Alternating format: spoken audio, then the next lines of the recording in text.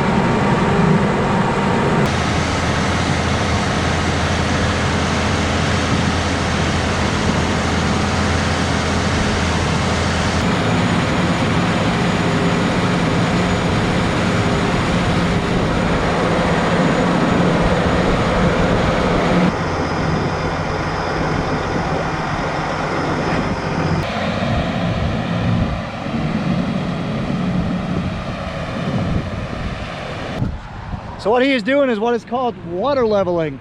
And what that is basically, this is going to be a rice field next year. It was crawfish, they farmed crawfish in it, but they're going to be turning it into rice. And what they got to do for every rice field is they got to laser level it. So basically when they let water in at the high side, it's going to float down just naturally via gravity down to the low side.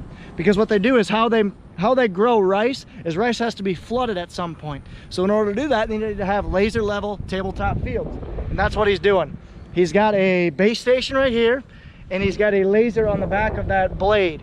And he's basically just going pass after pass, moving dirt from the high side on this side to the low side and just trying to make it all smooth. This isn't going to be the finished grade. The finished grade they'll do when it actually is dry.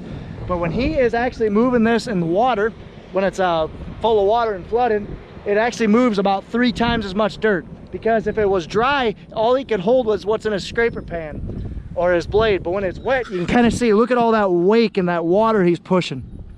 Because of that, he can actually push about 3 times as much per pass. So he's being much more efficient. You can kind of see he's just moving a bunch of water, and that's, so instead of just being whatever's in his blade, it's actually in front of his blade that just keeps churning and churning, gets pushed around. So this is cool. I've never seen that done before. That is hard on a tractor, I can imagine. The grease has got to get, I mean, your bearings and everything has got to be just tight. And I'm all wet right now, and I just hopped in and out on the dry. So anyway, let's get the drone up in the air. This is really cool. I've never seen that before. I'm geeking out. This is awesome.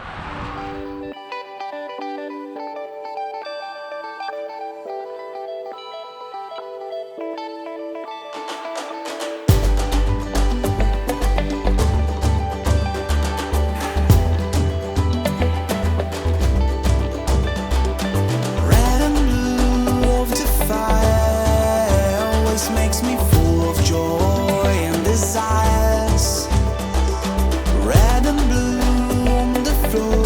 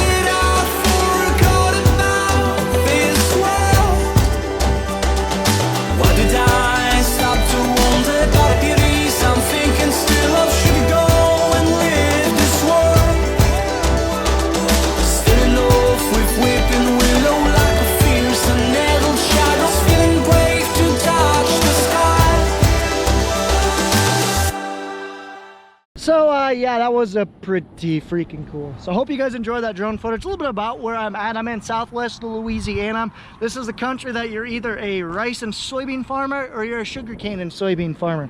So what you guys just saw, there's a lot of rice fields around here. So this was a rice and crawfish. I should preface that, rice, soybean, and crawfish farmer. Yes, they farm crawfish. How that works is you basically have a rotation, at least from my knowledge, you have a rotation. You either go rice, crawfish, or you go rice, soybeans, rice, soybeans. Rice is the main crop, the main money maker. And here's some rice right here. So he's gonna be, like I already mentioned before, he is prepping the ground to be rice next year. But here is, I'm down here for rice harvest, obviously. But here's where we're at. This is what the rice looks like. This is not ready to be harvested yet. Typically when rice is ready to be harvested, you can kind of see how right here the heads are falling down, they're yellow. This little patch of rice right here is almost ready, probably a week away, but you can kind of see the rest of the field is all green. This rice is probably a good 2 weeks away from being ready to be harvested. That's what rice looks like. And this is rice that you will eat. And then crawfish is another interesting run. Crawfish are basically, it's a southern delicacy, I would say. It's a very cashy thing to grow, or very cashy thing to consume. And the farmers basically, after a rice field is cut, you can cut a rice field the first time, it actually regrows. That's the cool thing about a rice crop. It'll actually, a lot of it will regrow and you can get a second crop out of it.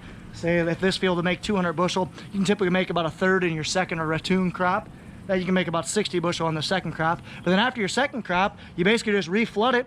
You throw your crawfish in sometime during the summer. You throw about, what is it, a sack per acre? A sack is about size of a basketball and about 3 basketballs long. That's approximately what a sack is. Throw it in sometime over the summer, crawfish start multiplying, and you can basically harvest crawfish. They start harvesting crawfish somewhere December, January-ish, and they're just about ready to wrap up. Thanks again, T-Dan, that was awesome. And another thing to note, rice harvest or rice farming, you can kind of see all the habitat and birds. It's awesome for birds and wildlife. Phenomenal. And there's all the crawfish traps. They're pulling crawfish traps today out of this field. So we're gonna have to drive to go find another one. That's what a crawfish field looks like. There's some rice grown back, it's all flooded. Perfect habitat for crawfish. And here you go, you can still see traps. You basically lay traps about every 40 feet or so. You can kind of see that row right there with birds on it. Those are crawfish traps. What they do is people come through and they check the traps every single morning. They go through, grab a trap, empty the crawfish out, put some bait in there, stick it down there. And it's quite a bit, it takes all morning for a guy, 7 days a week, 6 months out of the year. It's quite a bit. But yeah, so crawfish farming, that's pretty cool. See how this rice field has got a lot more yellow hint to it? I mean, that rice field's only about a week away from being harvested. And there's a crawfish boat. See that red top on there? That's what they use to go check the crawfish every single day. It's got a paddle wheel in the back. And they're just going and picking up traps. So yeah, that's pretty neat. This is a really cool area. I was down here last year. I'm down here again for work. Oh, my birds. But a lot of the times when I travel for work, I just get to see the harvested crop. I don't see all the cool preparation that happens when I'm not here. This doesn't happen very often this time of the year, and I never get to see it. So it's just really cool because this is not the practice that we do back home. Oh gosh, we don't laser level, we don't move dirt, nothing. Here's that water leveled field. It's all leveled out, dried off. This is about a week and a half later. And that's how the initial laser leveling begins. Now they'll come in about 2-3 weeks or so from now. You can kind of see how it's still pretty wet. They'll come in and start working it while it's dry to really get it fine. Really fine tune it, really get that laser level. Because like I said, they want to be able to put in water at the front, at the top, and let it float all the way down to the bottom through gravity. Sweet. So there you go, have it, guys. Back to the outro. And here's sugarcane.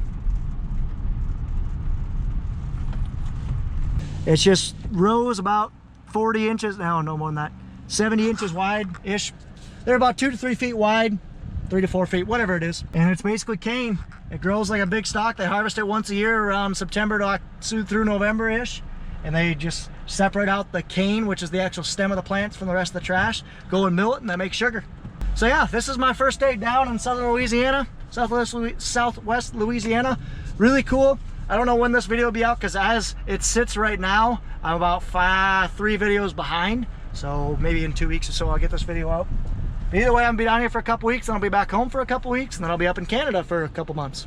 Anyway, I hope you guys enjoyed the video. Take it easy, take care. Follow me on my social channels down below in the description.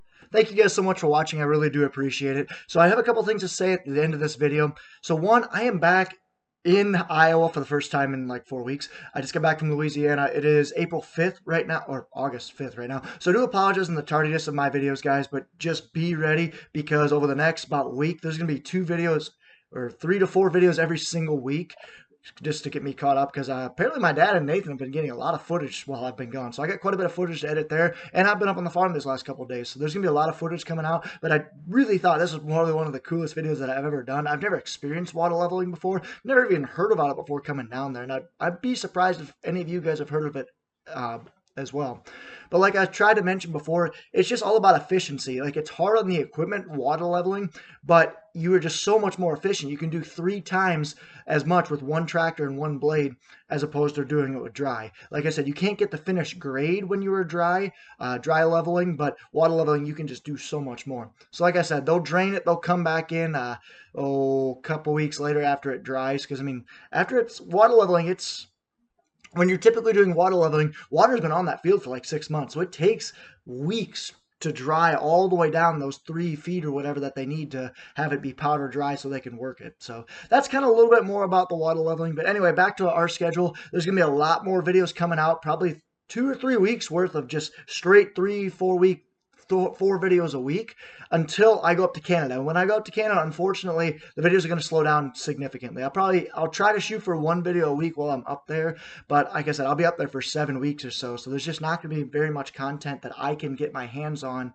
down here because my dad's going to be filming, Nathan's going to be filming, but there's no way to get me that footage when I'm up in Canada. So hopefully I can get some videos of some interesting perspectives and some farms and some harvest up near Canada. But when I come back, so it'll be around like late September. Harvest will be just about in full swing. Chopping will be in full swing. We'll have multiple new harvest equipment. Multiple, guys. So you're going to want to guess down below. I count 3 things that are for sure guaranteed going to be here for harvest, and they're all brand new. So guess down below. What do you guys think? Anyway, I've been rambling on too much. I hope you guys enjoyed this video. Thank you guys so much for watching. Follow us on our social channels. Ta-ta for now.